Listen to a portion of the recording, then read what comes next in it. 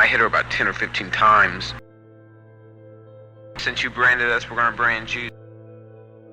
How about the inscription on there, "I'm a prostitute and proud of it"? Who put that on? I did.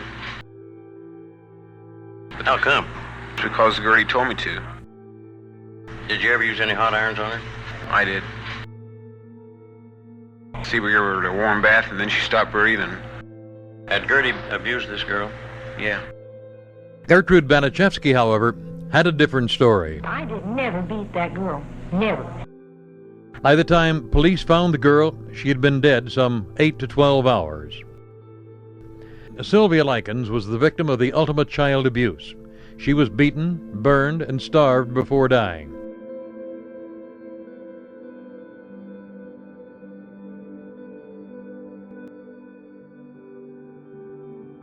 In May 1966, a courtroom in Indianapolis heard details of a crime so disturbing that the prosecutor called it the most diabolical case to ever come before a court or jury. The defense attorney for the accused later admitted that the victim, 16-year-old Sylvia Likens, had been subjected to crimes so brutal that you wouldn't even commit them on a dog. The woman responsible was Gertrude Banachevsky, and what happened inside her home would become one of the most disturbing criminal cases in American history.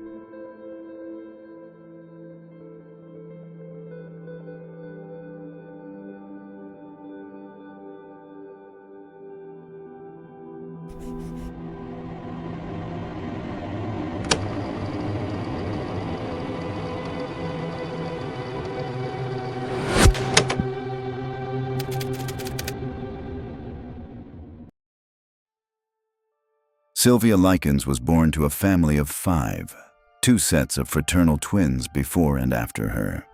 It wasn't the perfect family. Her parents were carnival workers who often struggled financially and were always on the road, selling candy, beer, and soda at carnival stands around Indiana throughout the summer. Their sons and eldest daughter traveled with them, helping out, but Sylvia and her younger sister Jenny were encouraged to stay behind so their education wouldn't be affected. The girls were described by everyone the same way, polite and well-mannered. Sylvia, in particular, was described by everyone who knew her the same way, gentle and soft-spoken, the kind of girl who tried to avoid trouble. She loved singing, worried about her younger sister, and always tried hard not to be a burden to anyone. She grew up in a family that didn't have much, so from a young age, she learned how to make do with the little she had.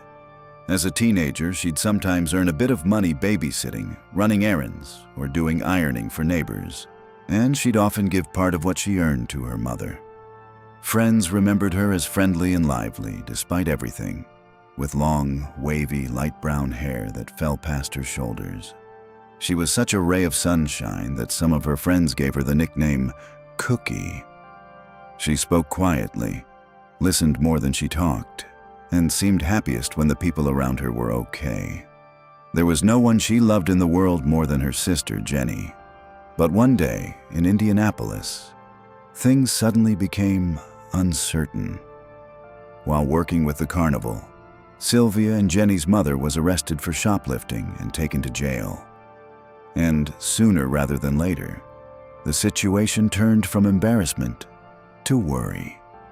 The parents were constantly on the move for work, and now the question hanging over them was simple but frightening. Where would the daughters go?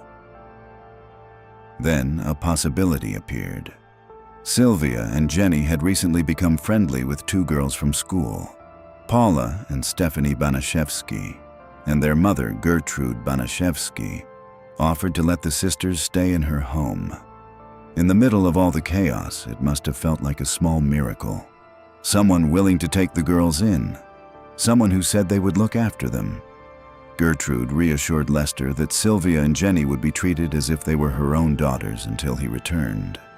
With few other options and wanting his girls to have somewhere stable to stay, Lester agreed. At the time, it must have seemed like the best thing that could have happened for them. Shortly after the 4th of July, the arrangement was set. Sylvia and Jenny moved into Gertrude Banaszewski's house at 38 to 50 East New York Street, while their father, and eventually their mother, traveled with the carnival to the East Coast. In exchange, Lester agreed to send Gertrude $20 each week to board and care for the girls until November, when their parents planned to return for them. At the time, it was a fair amount of money, and Gertrude seemed more than happy to take the sisters in. In those first weeks, the house didn't feel hostile. If anything, Gertrude was friendly toward them. The girls were new, polite, and the weekly payments certainly helped. Sylvia, with her usual gentle nature, tried to fit in as best she could. She helped around the house without being asked and did small chores alongside the other children, the same way she'd helped neighbors back home. She spent time with Stephanie, singing along to pop records and laughing in the easy way teenagers do when they're trying to make friends in a new place. On Sundays, Sylvia and Jenny went to church with the Banaszewski children, where Sylvia's quiet devotion stood out enough that the pastor would later remember and commend her piety. For a while, it seemed like the arrangement might actually work. Sylvia did what she always tried to do wherever she went. Stay helpful, stay kind, and try not to cause trouble. But life on the carnival circuit was unpredictable. Lester's income came from whatever he could sell from one town to the next, and money didn't always come in steadily.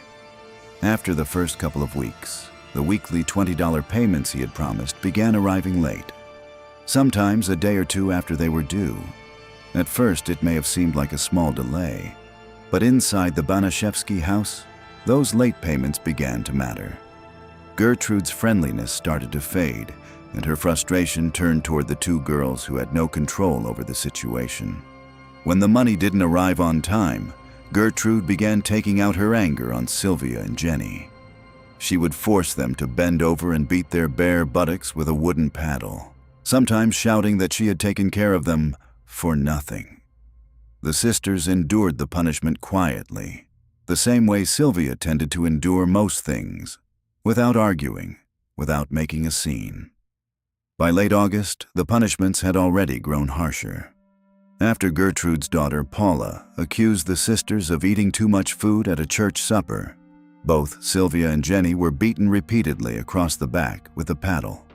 It didn't matter that the accusation came from someone else, or that the girls had little say in the household's rules. In that house, the frustration of the adults had begun to fall squarely on them. The atmosphere inside the Banaszewski house had changed by mid-August. The anger that Gertrude had once directed at both sisters began settling almost entirely on Sylvia. At first, it showed up in small but cruel routines. When Sylvia and Jenny came home from school in the afternoons, Gertrude would often be waiting for them. The beatings came then, or sometimes over the weekends when everyone was home. Sylvia was struck repeatedly, and meals slowly became another way to punish her. While the others ate normally, she was sometimes forced to go hungry or told to eat leftovers and spoiled food pulled from the garbage. Once, Gertrude accused Sylvia of stealing candy. Sylvia insisted she had bought it herself, but it didn't matter. The accusation alone was enough to bring more punishment. Then, in late August, a casual story Sylvia shared about a boyfriend she had once had in Long Beach, California, turned dangerous. She explained she had gone skating and once walked to a park on the beach with him. At the time, it seemed like nothing more than a teenage memory, but Gertrude seized on it. She demanded to know if Sylvia had ever done anything with a boy, and when Sylvia, unsure what she meant, admitted she had spent time with him and once lain under the covers, Gertrude stared at her and asked why she had done that. Sylvia shrugged and said she didn't know. Several days later, Gertrude returned to the subject in front of the other girls. She mocked Sylvia, telling her she was certainly getting big in the stomach and suggesting she would have a baby.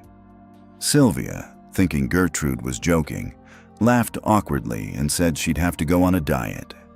Instead of laughing, Gertrude lectured all the girls that any girl who did something with a boy would end up pregnant. Then, without warning, she kicked Sylvia between the legs.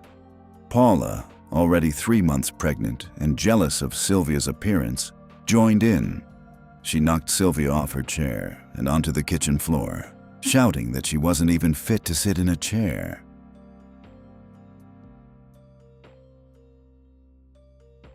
At one point, Gertrude and Paula involved a neighbor, a teenage boy named Randy Gordon Lepper, who was friends with their children, in punishing Sylvia.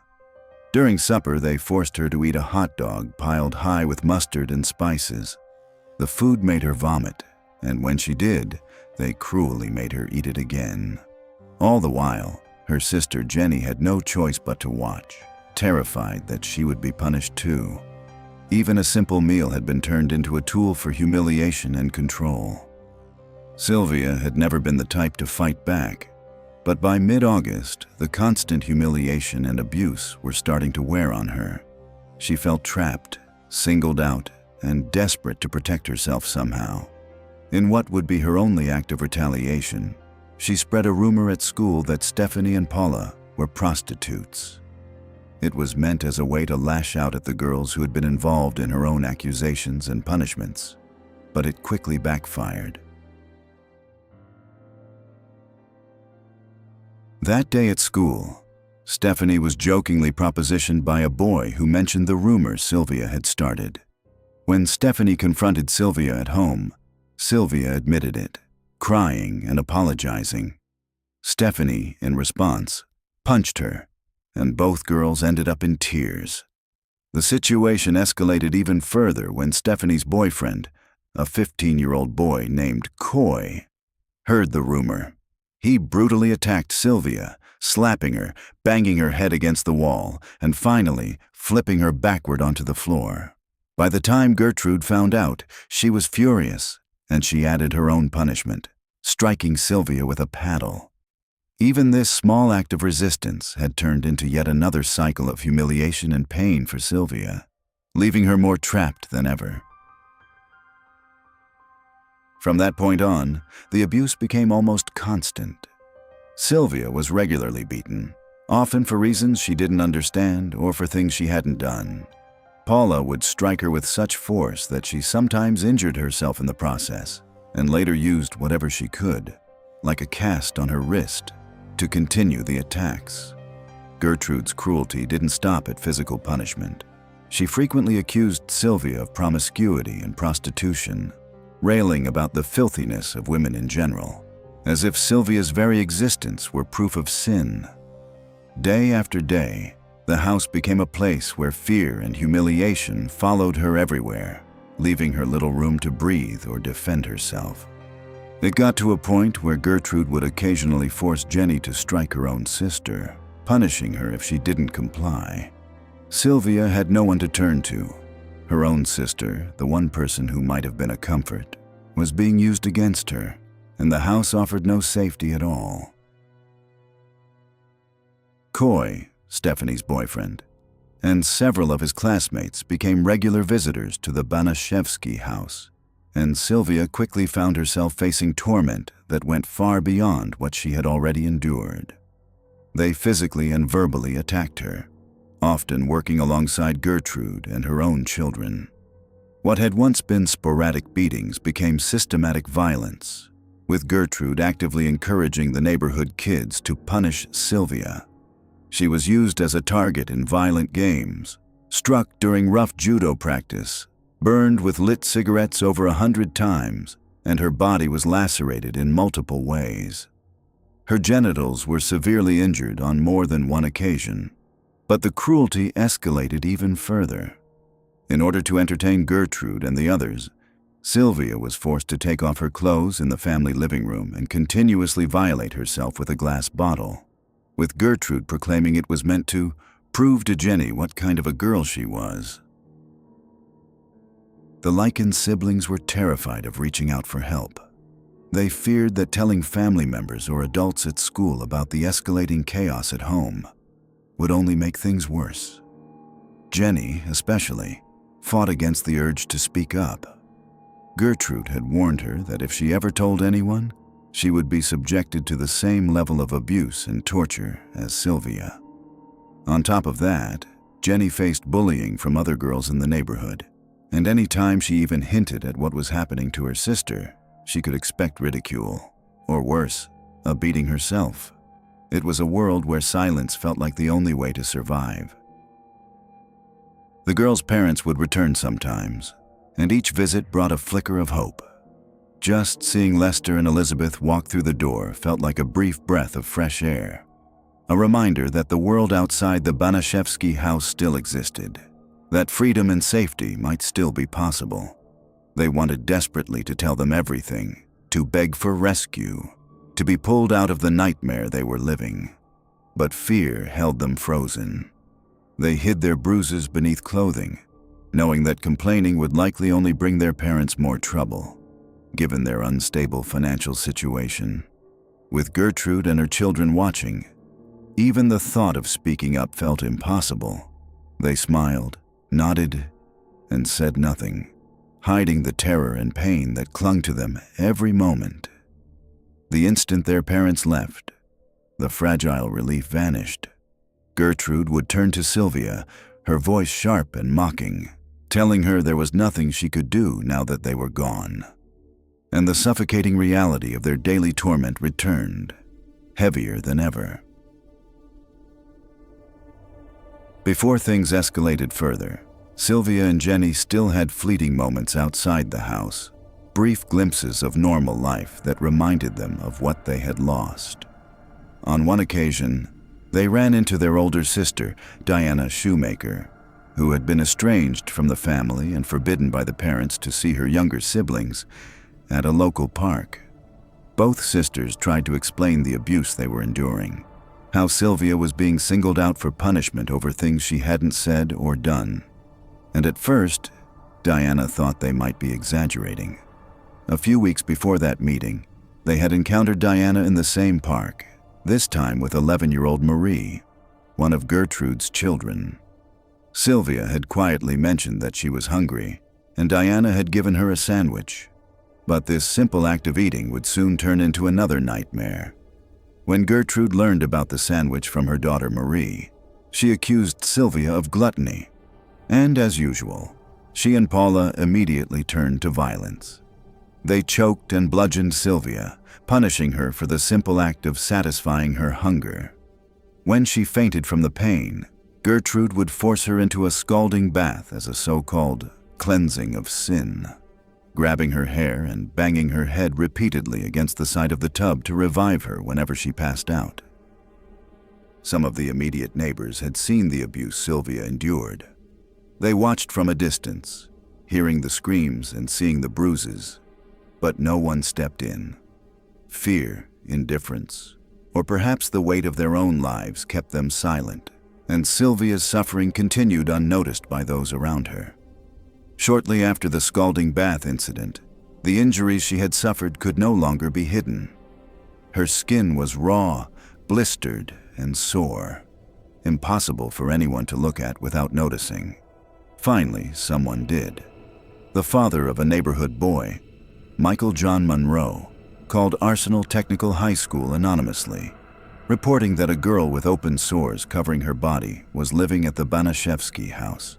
A school nurse was sent to investigate, hoping to find some explanation. But when she arrived at East New York Street, Gertrude met her with the practiced cruelty of someone used to deception. She claimed Sylvia had run away the previous week and that she had no idea where she was. She painted Sylvia as out of control, insisting the sores were nothing more than poor personal hygiene, and added that Sylvia was a bad influence on both her children and Jenny. Sylvia, trapped inside, could only watch the visit from a distance, knowing that the truth of her suffering might never reach anyone who could help. Even when someone outside had noticed her pain, Gertrude's lies were enough to shield her from intervention. The abuse continued, unbroken, leaving Sylvia with the sense that no one, school, neighbors, or even adults, could be trusted to save her. Gertrude's cruelty toward Sylvia became relentless and methodical. When she locked Sylvia in the basement, She stripped her of clothing, left her hungry, and often denied her water. Gertrude would tie her to the railing of the stairs so that her feet barely touched the floor, forcing Sylvia into uncomfortable positions for hours on end. She would keep her there for days at a time, sometimes gagged, with no escape from the pain and exhaustion and humiliation. The other children in the house, encouraged by Gertrude, became instruments of her cruelty. Her daughter Paula beat Sylvia repeatedly, while her son John Jr. joined in on punishments. Together, they would rub urine and feces from his 1-year-old brother's diaper into Sylvia's mouth. And sometimes, the neighborhood children, led by Coy and others, were brought in by Gertrude to beat Sylvia, scald her in tubs of hot water, burn her with cigarettes, and humiliate her further in front of her younger sister Jenny.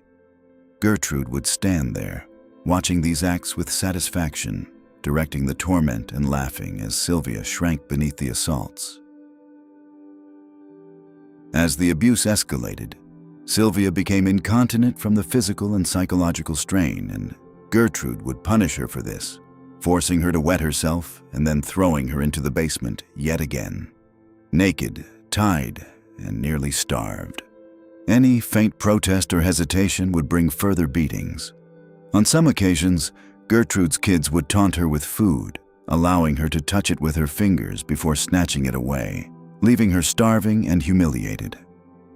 For one night only, Gertrude allowed Sylvia to sleep upstairs on the condition that she would not wet herself.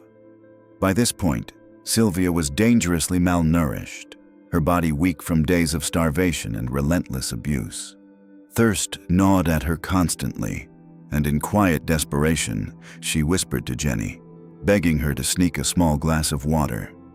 Jenny, terrified but sympathetic, quietly gave her sister a sip, the tiniest relief in a world otherwise ruled by pain. But the next morning, her failing body betrayed her. Sylvia had wet herself. Even in her exhausted, weakened state, the humiliation was immediate and inescapable. And then Gertrude, fully aware of every detail, escalated it to something no one could believe could actually happen. She called in all the children, the Banashevskys and neighborhood kids, and commanded Sylvia to stand in the middle of the room. There, she would hand her an empty Coca-Cola glass bottle and force her to strip naked. She would then command her to perform an unthinkable, sexually humiliating act, telling her it was her punishment and she was lucky she hadn't been thrown out onto the street already. Sylvia's trembling body, battered and weak, would then move under the weight of impossibility, fear, and sheer desperation. For she couldn't escape. She was soon then thrown back into the dreadful basement for hours of confinement.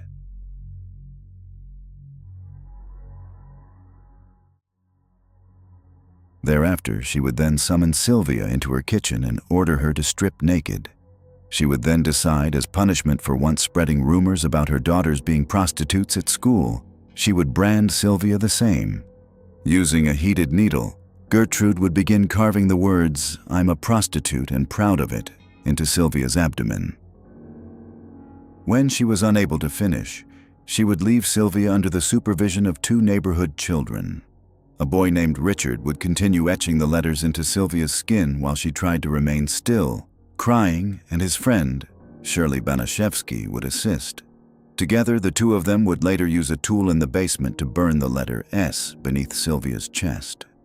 Gertrude would then later taunt Sylvia, saying no one would marry her with those carvings on her body, and would later push her to show the carvings to the other neighborhood children, with Gertrude telling them she had received it at an adult party. That night, Sylvia would confide in her sister, telling her, "Jenny, I know you don't want me to die, but I'm going to die. I can tell it." The following morning, Gertrude woke Sylvia and ordered her to sit at the table. She then dictated a letter and forced Sylvia to write every word. The letter was meant for her parents. In it, Sylvia was made to claim that she had run away from the Banashevsky house with a group of local boys, and that those boys had abused and mutilated her after she had agreed to have sex with them. The story was entirely fabricated. Gertrude intended the letter to convince Lester and Elizabeth that their daughter had willingly left and had fallen into trouble elsewhere. With the letter written, Gertrude finalized another part of her plan. She told the others that John Jr. and Jenny would blindfold Sylvia, take her to a nearby wooded area known as Jimmy's Forest, and leave her there to die. The following day, Sylvia overheard Gertrude and John Jr. discussing their plan to abandon her in the woods. Realizing what they intended to do, she made a desperate attempt to escape. She managed to get out of the basement and tried to reach the front door, but her body was too weak. Before she could leave the property, Gertrude caught her. Sylvia was again given crackers to eat, but by this point she was so dehydrated she could barely swallow. Gertrude forced the crackers into her mouth anyway. Then she began striking Sylvia in the face with a curtain rod, hitting her repeatedly until parts of the metal rod bent into right angles. Coy would then come along and eventually take the rod from Gertrude and strike Sylvia once more, knocking her unconscious before Gertrude would drag her body back down into the basement. Later that evening, Sylvia tried one last time to get someone's attention. From the basement, she screamed for help and struck the walls with a spade, hoping a neighbor might hear her. One of the Banashevsky's neighbors later told police that she had heard the desperate noise coming from the basement of the house. The sounds continued for some time before suddenly stopping around 3 in the morning. Believing the disturbance had ended, the neighbor decided not to contact the police. By the morning of October 26th, Sylvia was barely conscious.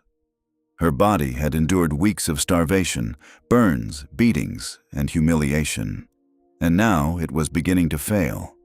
She struggled to speak, her words slurred and incomplete, and she could no longer control the movement of her arms and legs.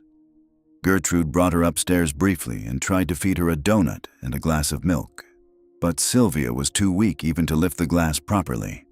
Frustrated, Gertrude threw her to the floor and sent her back to the basement.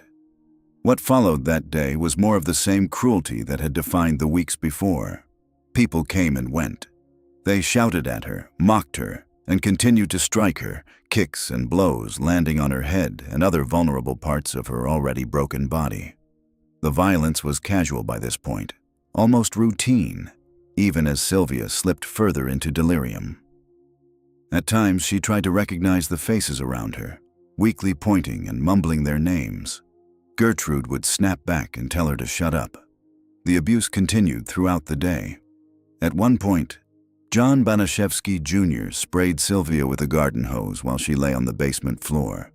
She tried again to crawl toward the stairs, perhaps hoping to escape, perhaps simply trying to reach light or air. She collapsed before she could get there.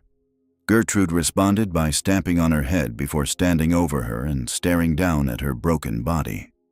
By late afternoon, it was clear that Sylvia was dying. When Richard Hobbs came down the basement stairs around 5:30 p.m., he slipped on the wet steps and fell to the floor. When he looked up, he saw Stephanie sitting beside Sylvia, crying, cradling the emaciated girl in her arms. Gertrude had ordered Stephanie to clean her. Something in the room shifted then. Stephanie and Richard decided to help Sylvia. They lifted her carefully and carried her upstairs. For the first time in weeks, Sylvia was given something resembling kindness. They drew a warm bath and gently washed her battered body. They dressed her in clean clothes. Then they placed her on a soft mattress in one of the bedrooms. Sylvia drifted in and out of consciousness. Her voice was faint, barely more than a whisper. She murmured that she wished her father were there. She asked if Stephanie would take her home. Stephanie, trying to convince herself everything would be okay, turned to her younger sister Shirley and said she'll be all right. But Sylvia was not all right. Moments later, Stephanie realized Sylvia was no longer breathing. She immediately tried to perform mouth-to-mouth resuscitation, desperately trying to bring her back. Behind her, Gertrude shouted to the other children in the house that Sylvia was only pretending, that she was faking it. But Sylvia Likens was not pretending. After weeks of abuse that no human being should ever endure, Sylvia died there on that mattress.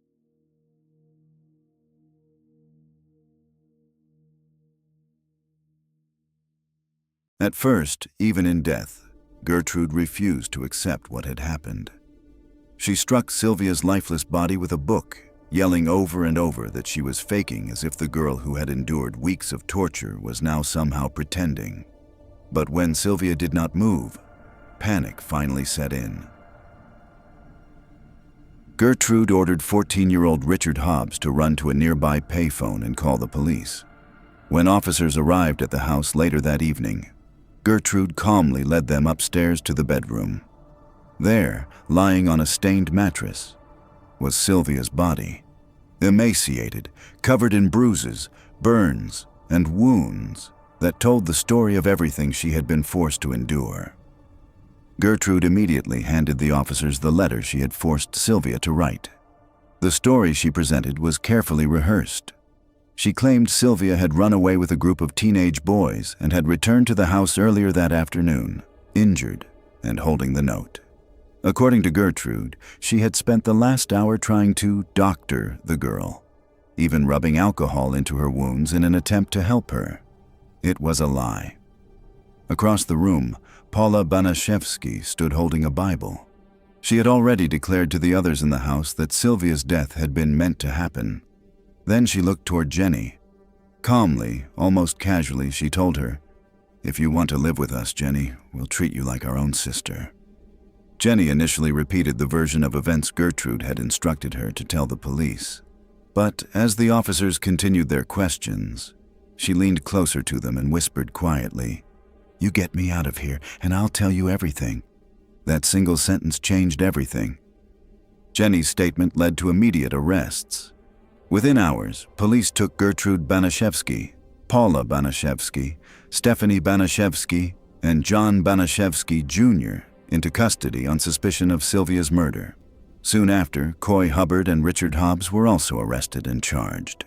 The older Banaszewski children and Coy Hubbard were placed in juvenile detention, while the younger children and Richard Hobbs were taken to a children's guardian's home. None of them were allowed bail as the investigation continued. At first, Gertrude denied responsibility, but the following day she began shifting the blame. She admitted she knew the children had been abusing Sylvia, claiming that her daughter Paula and Coy Hubbard had done most of the damage. "Paula did most of the damage," she told them, "and Coy Hubbard did a lot of the beating." Paula herself showed little remorse. She signed a statement admitting that she had repeatedly beaten Sylvia with her mother's police belt. She described breaking her own wrist against Sylvia's jaw during one beating and admitted to pushing her down the basement stairs multiple times. John Banaszewski Jr. also confessed to abusing Sylvia. He admitted that he had often used his fists to beat her and that he had burned her with matches, adding that his mother had frequently burned Sylvia with cigarettes as well. As the investigation widened, police began arresting other neighborhood children who had taken part in the abuse.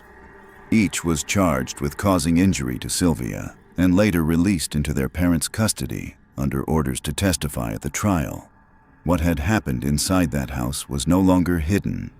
The truth about what had been done to Sylvia Likens was finally beginning to come out. The autopsy revealed the full extent of what had been done to Sylvia.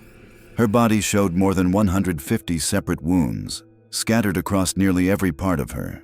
She was severely emaciated, and the injuries on her body ranged from burns and deep bruises to extensive muscle and nerve damage, many in different stages of healing, evidence that the abuse had been happening over a long period of time. Her vaginal area was so badly injured it had swollen almost completely shut. Her fingernails had been bent backwards, and large portions of skin on her face, neck, chest, and knee had peeled away or receded. In the final moments of her life, the pain had been so severe that she had bitten through her own lips. The official cause of death was determined to be a subdural hematoma caused by a severe blow to the right side of her temple. Doctors also concluded that shock from the extensive injuries and extreme malnutrition contributed to her death. By the time her body was discovered, rigor mortis had already set in, suggesting Sylvia may have been dead for several hours. However, investigators noted she had been recently bathed, possibly after her death, which may have affected the timing. In the end, there were convictions. But for many people, the justice Sylvia received has always felt painfully small. Gertrude Banaszewski, the woman at the center of the abuse, was convicted of first-degree murder and sentenced to life in prison. But in 1985, after serving roughly 20 years, she was granted parole. Her daughter, Paula Banaszewski, was ultimately convicted of voluntary manslaughter and released in 1972 after serving just a few years. Coy Hubbard, Richard Hobbs, and John Banaszewski Jr., all of whom admitted to participating in the beatings, were convicted of manslaughter and served less than 2 years before being released on parole in 1968. After serving their sentences, several of the people involved in the abuse attempted to distance themselves from the crime by changing their names and starting new lives. In total, at least 3 of the main individuals, namely Gertrude, Paula, Stephanie, and other neighborhood children connected to the case, adopted new identities, while several of the younger Banaszewski children also had their surnames legally changed. And after her release from prison in 1985, Gertrude moved to Iowa and lived quietly under the name Nadine Van Fossen. But even after serving all that time, she never fully accepted responsibility for what happened to Sylvia, often claiming she could not clearly remember the events and suggesting that medication she had been taking at the time affected her actions.